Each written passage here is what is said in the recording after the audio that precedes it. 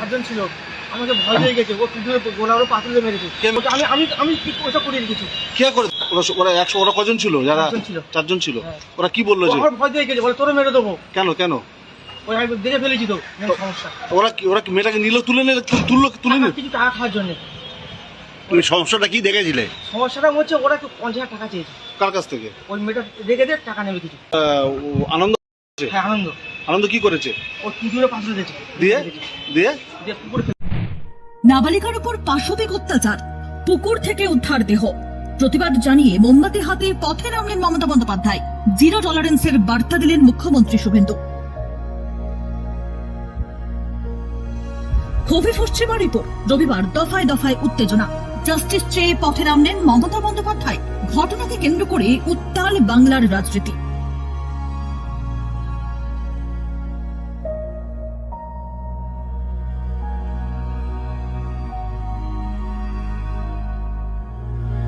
নাবালিকাকে পাশবিক অত্যাচার ও প্রাণহানির ঘটনায় উত্তপ্ত বারুইপুরের ধপধপে 2 নম্বর পঞ্চায়েতের সূর্যপুর হাট এলাকা। পরিবার সূত্রে জানা গিয়েছে, শনিবার বিকালে খাবার কেনার নাম করে বাইরে বেরিয়েছিল নাবালিকা। দীর্ঘ সময় কেটে গেলেও সে বাড়ি না ফেরায় উদ্বিগ্ন হয়ে পড়েন পরিবারের সদস্যরা। আত্মীয় স্বজন এবং প্রতিবেশীদের সঙ্গে নিয়ে বিভিন্ন জায়গায় খোঁজাখুঁজি করা হলেও রাতভর কোনো সন্ধান মেলেনি। রবিবার সকালে স্থানীয় কয়েকজন সূর্যপুর হাট এলাকার একটি পুকুরে একটি দেহ ভাসতে দেখতে পান। খবর ছড়িয়ে পড়তেই ঘটনাস্থলে ভিড় জমে যায়।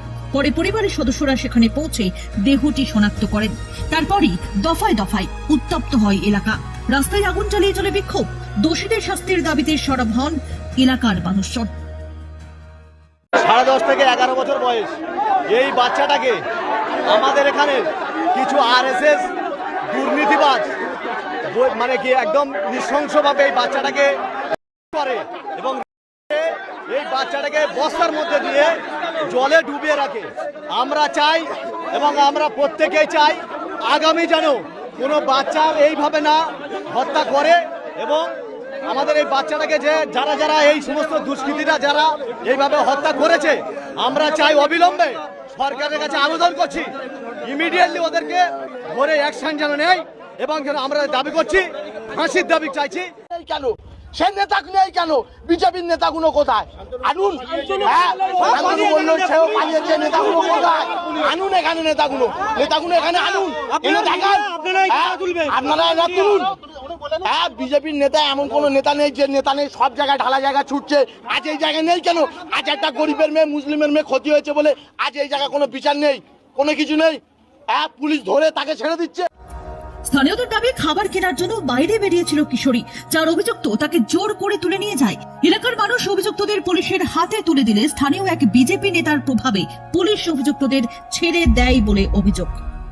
খবর পেলাম আজকের একদম ভোরের বেলা, একটা 9 বছরের বাচ্চা, তাকে কয়েকজন দুষ্কৃতী যারা বিজেপির সমর্থক তারা হচ্ছে কি তুলে নিয়ে গিয়েছে, করে করেছে, পুকুরে ডুবিয়ে রেখেছিল। এলাকাবাসী তাদেরকে, এই সমস্ত হত্যাকারীদেরকে যখন ধরে থানায় তুলে দেয়, ক্যাম্পে এসে এখানকার বিজেপির নেতা শান্তনু মণ্ডল, এই 1.5 মাস জুম্মা 8 দিন হয়েছে নেতা হয়েছে, আগে নানা রকম কুকীর্তিতে যুক্ত ছিল, সে তার নির্দেশে পুলিশ ওই অভিযুক্তদের ছেড়ে দিল। এলাকাবাসী, সমস্ত এলাকাবাসী রাস্তায় নেমেছে। এই অভিযুক্তদের অবিলম্বে অ্যারেস্ট করতে হবে। অভিযুক্ত পুলিশ অফিসার যে এদেরকে ছেড়ে দিল তাকে সাসপেন্ড করতে হবে। আর এই বিজেপি নেতা শান্তনু মণ্ডল যে এই অপকর্মকে প্রশ্রয় দিল, তাকে অবিলম্বে অ্যারেস্ট করে সমান শাস্তি দিতে হবে। মুখ্যমন্ত্রী শুভেন্দু অধিকারী বলছে আইনের শাসন চলবে। এটাই আইনের শাসন চলবে। বিধানসভায় একরকম ভাষণ, আর আপনার এলাকায় আপনার কার্যকর্তাদের একরকম ভূমিকা। এটা আইনের শাসন নয়, এটা আসলে বিজেপির গুন্ডারাজের শাসন। এই শাসন পশ্চিমবঙ্গে চলবে। ঘটনাকে কেন্দ্র করে রবিবার দিনভর চলে টান উত্তেজনা। রাজ্য সরকারের বিরোধিতা করে সরব হয় কালীঘাটপন্থী তৃণমূল। প্রশাসনকে নিশানা করে প্রাক্তন মুখ্যমন্ত্রী মমতা বন্দ্যোপাধ্যায় বলেন, তিনি বারুইপুরে যেতে চেয়েছিলেন, কিন্তু তাকে আটকানোর জন্য তার কালীঘাটের বাড়ির সামনে পুলিশ মোতায়েন করে তাকে নজরবন্দি করে রাখা হয়েছে। যদিও নিহতের পরিবারের সঙ্গে তিনি ফোনে কথা বলেছেন বলে জানা গেছে। নমস্কার সবাইকে, সবই তো দেখতে পাচ্ছেন এবং আপনারা দেখছেন যে আমি যখন থেকে ঘটনা শুনেছি আমি খুবই উদ্বিগ্ন। এর আগেও ভগবানপুর মিদনাপুরে, পটাশপুর মিদনাপুরে কুচবিহারে, দুর্গাপুরে, বেহালায়, দিনহাটায়, পানিহাটিতে অনেক জায়গায় অনেক মেয়ে ধর্ষিত হয়েছে। এবং আজকেও বারুইপুরের যে ঘটনা এক মারাত্মক রূপ নিয়েছে, কারণ মানুষ সহ্য করতে করতে মানুষের ধৈর্যের বাঁধ ভেঙে গেছে, যতটুকু আমি শুনতে পেয়েছি। কারণ আমি কোনোদিন জীবনে কোনো দাঙ্গা হাঙ্গামা করা পছন্দ করি না এবং করিনি। আমি ভেবেছিলাম আমি তাদের পরিবারে একাই যাব এবং গিয়ে তাদের শোকসন্তপ্ত পরিবারের সাথে একটু দেখা করবো, তাদের কথা শুনে আসবো। কিন্তু দেখুন, আমার বাড়ির সামনে থেকে একেবারে সমস্ত রাস্তা মোড়ে মাথা থেকে আমার বাড়ি পর্যন্ত রুটমার্চ হচ্ছে এবং পুরোপুরি প্রায় 1000 পুলিশ, সিআরপিএফ থেকে শুরু করে আরো সমস্ত পুলিশ, ছেলে পুলিশ, মেয়ে পুলিশ, গুন্ডা দমন পুলিশ, ডাকাত দমন পুলিশ, গাঁজা দমন পুলিশ, সবাই মিলে সেখানে জমায়েত হয়েছে। কি না তো আমাদের নাকি নজরবন্দি করে রাখা হয়েছে, আমি শুনছি হাউস অ্যারেস্ট করা হয়েছে, মুখে না বললেও। এটা তো সেটাই প্রমাণ হয়। এমন কি ঘটলো যে আমার বাড়ির সামনে রবিবার রাতে নিহত নাবালিকার পরিবারের সঙ্গে ভিডিও কলে কথা বলেন অভিষেক বন্দ্যোপাধ্যায়। শোকসন্তপ্ত পরিবারের পাশে থাকার আশ্বাস দেন তিনি। পড়েছিল, সে কি যুক্ত ছিল এর সাথে? যাকে ছাড়িয়ে নিয়ে গেছে, আপনারা শক্ত থাকুন। এ নিয়ে মামলা টামলা যা করতে হবে হাইকোর্ট সুপ্রিম কোর্ট অব্দি আমরা আমাদের সামর্থ্য অনুযায়ী পূর্ণ সহযোগিতা করবো, দরকার হলে সুপ্রিম কোর্ট অব্দি যাব। আপনারা শক্ত থাকুন। না, আপনারা শক্ত থাকবেন, তার ব্যবস্থা আমরা করব।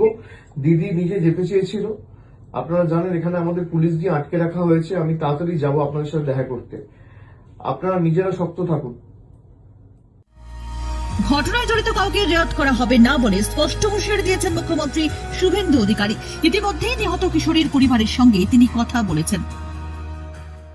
আমি কালকেই ওনার বাবার সঙ্গে কথা বলেছি।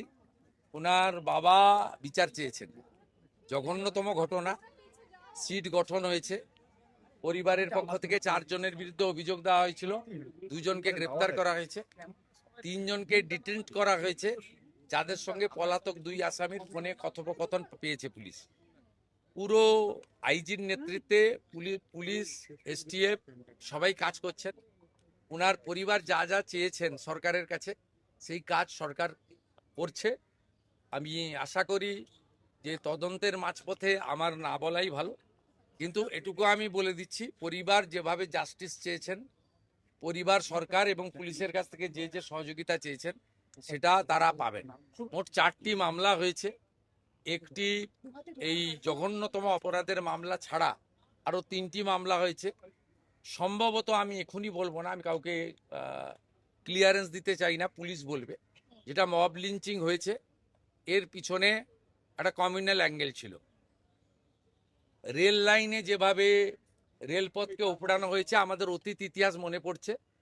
2019-এর সিএ বিরোধী আন্দোলন বা কিছুদিন আগে ওয়াকফ অ্যামেন্ডমেন্ট বিরোধী আন্দোলন। তৃতীয় হচ্ছে সিআরপিএফের 2 জন জওয়ান আহত হয়েছেন, একটা পুলিশের গাড়িকে জ্বালানো হয়েছে। আপনারা নিশ্চিন্তে থাকুন, প্রথমটার তো বিচার দেব, ক্যাপিটাল পানিশমেন্ট দেব। ওর বাবা যা যা চেয়েছে সব করবে মুখ্যমন্ত্রী। সাথে সাথেই ফোনে কথা বলেছি এবং আমি খুশি যে ওনারা আমার আস্থা রেখেছেন। বাকি 3টে বিষয় যারা যুক্ত, যারা অতৃপ্ত আত্মা, ভোটে হেরে যারা ঘরে ঢুকে গেছিলেন, এখনো ঢুকে আছেন, এই তিনজন মিলে এই যে 3টে কাণ্ড করেছে না, এদেরকেও কিন্তু ভুগতে হবে। এমন ভোগাবো, বুঝতে পারবে। বারুইপুর কাণ্ড নিয়ে মুখ খুলেছেন পানিহাটির বিধায়ক রত্না দেবনাথ, যিনি আরজি করের নির্যাতিতার মা। পূর্বতনী সরকারকে দায়ী করে তিনি বলেন, শক্ত হাতে এগুলোই দমন করা কেন হবে? কোনো শিক্ষা প্রতিষ্ঠান হোক, কোনো মেয়েদের কেন এরকম একটা পণ্য হিসাবে ইয়ে করা হবে? তার জন্য আমি শুভেন্দুদার সঙ্গে আমাদের তাদের অবশ্যই বিচার হবে। বিচারে মানে পড়ে গেছে, এরকম সব অপরাধীরা ধরা পড়বে, বিচার হবে, পুলিশ ঠিক করে তদন্ত ভার করবে। আগামী দিনে গত যে মুখ্যমন্ত্রী ছিলেন তার আমলে যে দুর্নীতি হয়েছে, এটা তারই ফল। তারা এমন কিছু সৃষ্টি করে গেছেন, মানুষকে শিক্ষা থেকে, স্বাস্থ্য থেকে, সব কিছু থেকে মানে সরিয়ে রেখে মানুষ কিভাবে খেলা মেলা মদ জুয়া এসবে মত্ত থাকতে পারে সেই জায়গাটা তিনি ভালোভাবে দেখতেন। তারই ফলস্বরূপ আজকে এই যে 13 বছরের মেয়েটা তার চলে যেতে হলো। এটা একদম আমি চরম ধিক্কার জানাই এবং এই প্রতিবাদ আমিও করব। এটা সহ্য করার মতো বিষয় নয়। মা বাবা বিচার হবে, কিন্তু মা বাবা কি পাবে? এই জায়গাটা কেন হবে? এটা এরকম একটা ঘটনা কেন আমাদের সমাজের এই অধপতন হবে? কেন মানুষ? বারুইপুরের ঘটনায় এখনো পর্যন্ত গ্রেপ্তারের সংখ্যা 3। পুলিশ সূত্রে জানা গিয়েছে, প্রথমে নাবালিকাকে অপহরণের অভিযোগে মামলা দায়ের হয়। সেই মামলার তদন্তে নেমে রবিবার পুলিশ প্রথমে একজনকে গ্রেপ্তার করে। তাকে জিজ্ঞাসাবাদ করেই নাবালিকার দেহ উদ্ধার হয়। এরপর রবিবার আরও একজনকে গ্রেপ্তার করা হয়। সোমবার গ্রেপ্তার হন আরও একজন। এছাড়াও আরও 3 জনকে আটক করা হয়েছে। ঘটনায় 6 সদস্যের সেট গঠন করে শুরু হয়েছে তদন্ত। আইন শৃঙ্খলা পরিস্থিতি নিয়ন্ত্রণে রাখতে সোমবার সকাল থেকে এলাকায় প্রচুর পুলিশ বাহিনী মোতায়েন করা হয়েছে। বারুইপুর, নরেন্দ্রপুর এবং সোনারপুরে ভারতীয় ন্যায় সংহিতার 163 ধারা জারি করা হয়েছে। এদিকে বারুইপুর কাণ্ডের প্রতিবাদে সবুজ মোমবাতি হাতে পথে নামেন মমতা বন্দ্যোপাধ্যায়। মিছিলে সামিল ছিলেন দোলা সেন, প্রতিমা মণ্ডল, অপরূপা পোদ্দাররা। মিছিলটি প্রাক্তন মুখ্যমন্ত্রীর কালীঘাটের বাড়ির গলি থেকে বেরোতে গেলেই বাধা দেয় পুলিশ। ব্যারিকেড ভেঙে এগিয়ে যায় মিছিল। পরে নিজের কালীঘাটের বাড়িতেই মিছিল শেষ করেন মমতা বন্দ্যোপাধ্যায়।